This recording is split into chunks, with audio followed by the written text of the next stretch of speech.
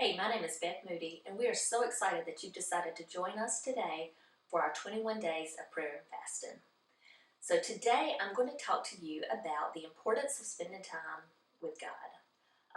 As you can see, I'm sitting here in my rocking chair in my home office, and this is where I spend time with God. Almost every morning, I get up, I fix my coffee, and I come in here and I sit for at least 15 or 20 minutes, sometimes longer and sometimes a little bit less. But there are times that I do have a child sitting in my lap, but I try to get up early enough that I don't have a child sitting in my lap. Today I don't have coffee because we are in our 21 days of prayer and fasting, and so I'm not drinking coffee right now.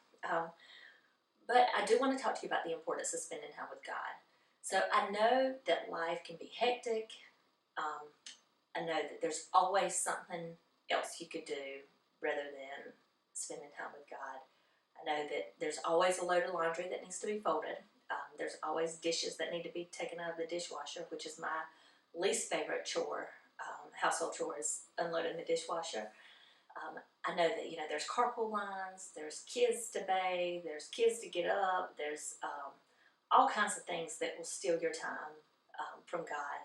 And that's part of the enemy's way of keeping you from spending time with God, is he will give you all these distractions to make you think that there's other important things that need to be done, but really the most important thing should be done first, and that time should be set aside, and it should be sacred, and it should be done every single day.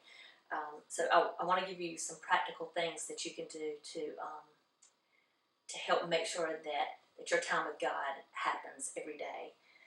So if I want to tell you, if I can do it, you can do it. If I can set 15 minutes aside, then so can you.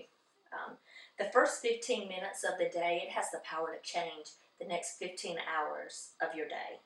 So if you just give God that first 15 minutes, it could change the rest of your day. It'll get your mindset in the right place. It might avoid some arguments that otherwise may take place, but I just think it gets your heart and your mind in just a good place. So I do 15 minutes. I do 5 minutes of prayer, 5 minutes of devotion, and 5 minutes of listening and reflecting, meditating, whatever you want to call it, but it's just complete silence. I think it's important that we take the time to not only speak to God, but to listen to what he wants to speak to us. And a lot of times that's the part that we leave out. So my first 5 minutes of praying, I try to thank God for everything that he's done in my life, and then I've tried to I ask him, my request, what I want him to do in my life, and then I just ask him, that his will be done and not mine. And then the next 5 minutes for my devotion, I use the First 5 app, Proverbs 31, and I get it right on my smartphone. It pops up every day so that I don't forget to read it. They have a little alarm that you can actually set on your phone, so that's the first thing that comes up in the morning when you pick up your phone. It's not Facebook, but it's First 5, and it gives you some scripture, and then you can even read further. If you have the time, you can read further into the Bible lesson, so it doesn't just stop with that 5 minutes. You can continue to go further. So that's a really neat app that I've enjoyed very much. And then the next 5 minutes is just complete silence and listening, meditating, and just reflecting on what God's done in your life, because it's easy to get stuck in the mindset of the woe is me and nothing is going good, and you don't take the time to reflect on what he's already done in your life. So I think that's very important. So I'm going to read a scripture. It's out of Mark. It's chapter 1, verse 35, and it says, "Rising very early in the morning, while it was still dark, he departed and went out to a desolate place, and there he prayed." The he that they're talking about, that Mark's talking about in this scripture, is Jesus. It says, Jesus went out to a desolate place. The he is Jesus. So Jesus went out and prayed. He rose early in the morning. That right there is an indication that we should rise early in the morning. We don't have to get up at 6 a.m., but it needs to be the first thing that you do in the morning. I think there's power behind this scripture, because he didn't say when he found time or when the crowd disappeared. No, it says he went out to a desolate place. So I imagine it as Jesus had to escape the people to go spend time with the Father. He was intentional about it, and we have to be intentional too.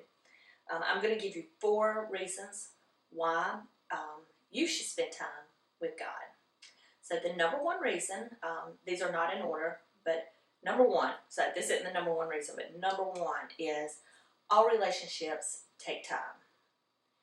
How many of you have had a best friend that you never saw or you never talked to?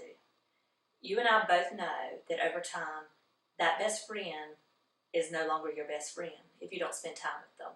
The same thing in relationships, maybe with your spouse. If you don't spend time with them, then the relationship fades. So it is very important that you spend time with God, because it's the same way. If you don't spend time with Him, over time, that passion for Him is going to fade. Number 2, spending time alone with God. It clears our mind of distractions so that we can focus on Him and His Word.